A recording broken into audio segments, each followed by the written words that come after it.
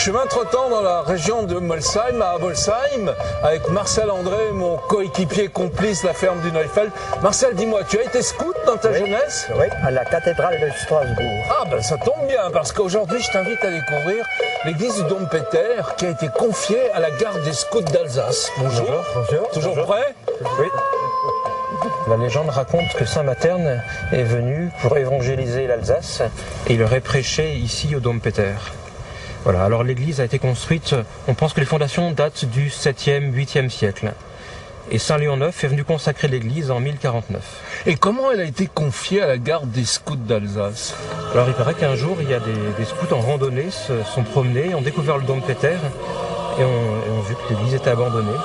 Les vitraux étaient cassés, il y avait de la poussière partout, et donc ils ont décidé de restaurer l'église.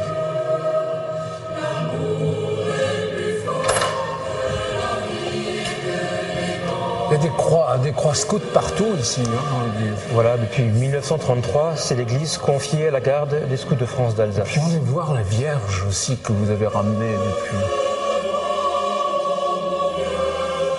Alors pendant la dernière guerre, il y avait beaucoup de scouts qui étaient réfugiés en zone libre. Et les scouts de France ont organisé un grand pèlerinage où chaque province devait réaliser la Vierge de sa province. Et donc les scouts alsaciens ont réalisé Notre-Dame de Strasbourg. Et puis lors de ce pèlerinage qui avait lieu au Puy, ils ont promis de ramener la Vierge en Alsace lorsque la région serait libérée. Et c'est ce qu'ils ont fait en 1946. Cette tradition du pèlerinage continue encore aujourd'hui?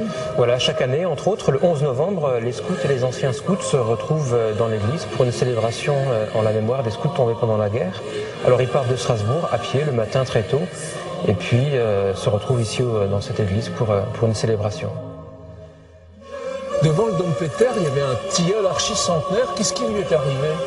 Eh bien, pendant la dernière tempête, il a cassé. Alors heureusement, il y a une bouture qui a été faite et il y a un autre petit tilleul qui est en train de pousser à côté. La vie continue. Voilà.